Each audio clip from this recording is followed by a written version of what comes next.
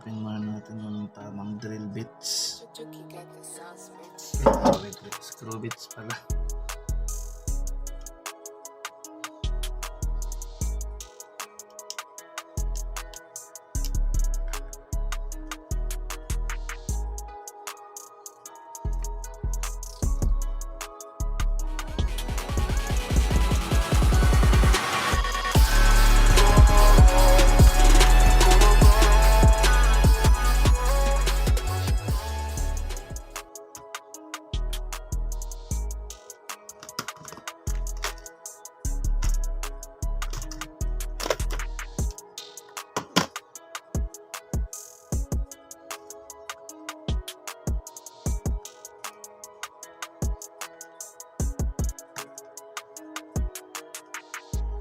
Okay, magnet pa pala siya kaya okay.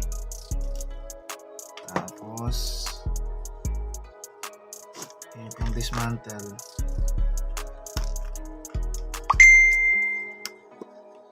Meron tayo pang dismantle dito. Yan. So makikita nyo ito yung laman niya. Kasi ito yung pinaka hard disk niya. So ang gagawin natin ay bubuksan natin. Hiwalay lang natin yung pagkakaayos. Yung mga tornilyo ay pansin nyo ito, ayusin natin yung mga pwesto nyo.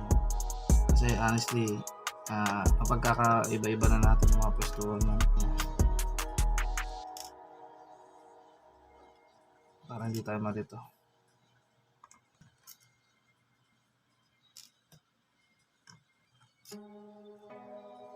Okay. Yan, iaangat na natin.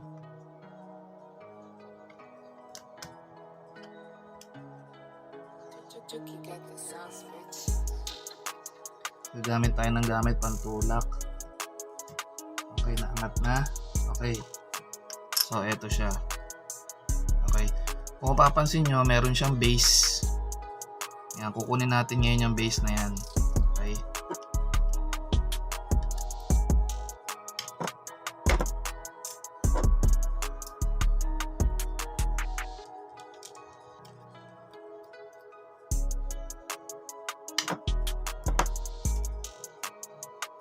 Ito lang pala. Ito lang yung gagamitin natin base niya. Ayan. Ganyan yung pwesto niya. Yun, nasa ibabaw to.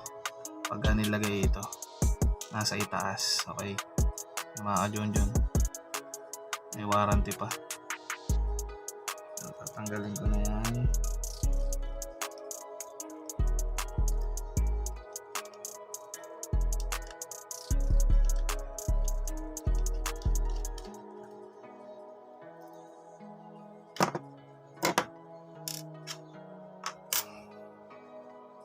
So ito yung pangalawa.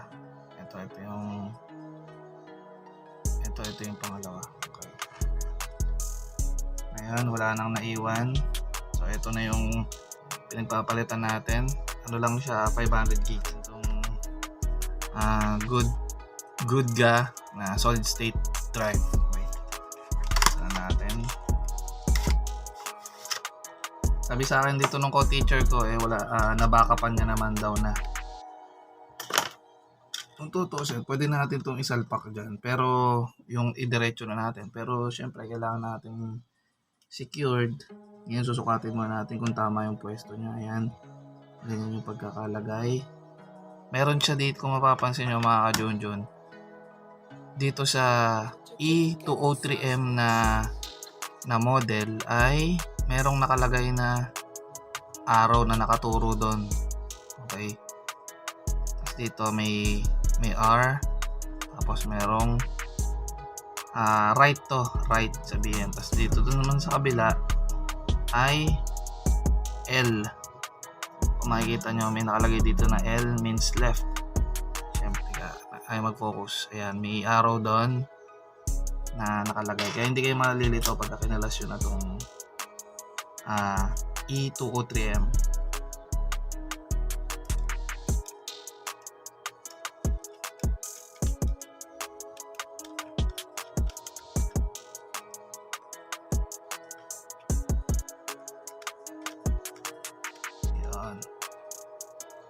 siya lulubog.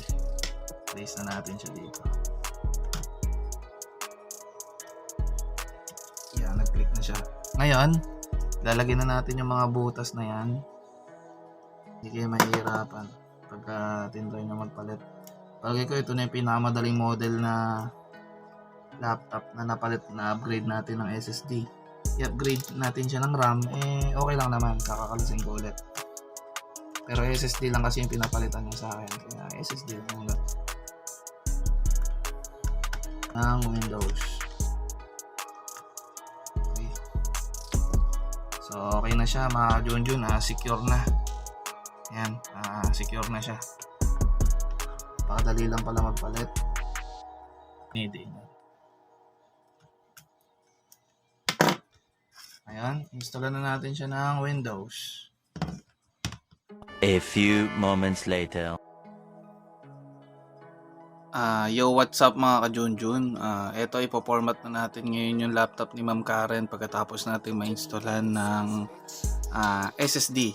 So ito, sinaksa ko muna itong bootable pen drive ko, then inopen ko lang at yan, kusa na siya, nagtuloy na siya.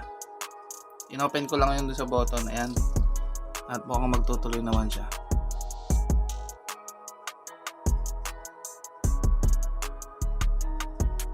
Ayan, so papipiliin tayo. Dire-diretso na tong pagpo-format na to, mga ka-Junjun. Next lang.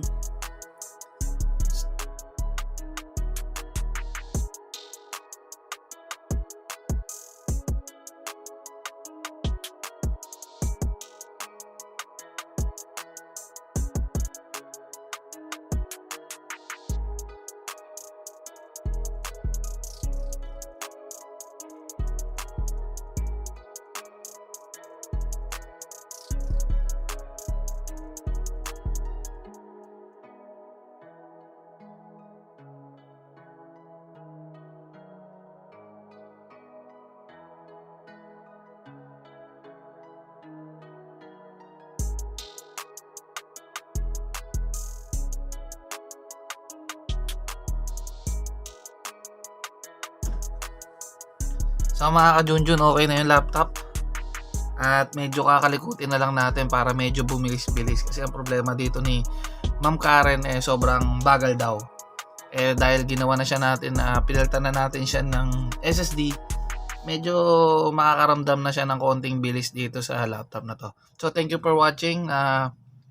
Please subscribe for my to my YouTube channel. Meron akong mga tech tips dito, minsan motovlog at kung ano-anong mga video. Yun lang. Sana nakatulong at kung paano mag-dismantling ng mga gantong iba't ibang laptop. So thank you for watching. Keep safe. Peace.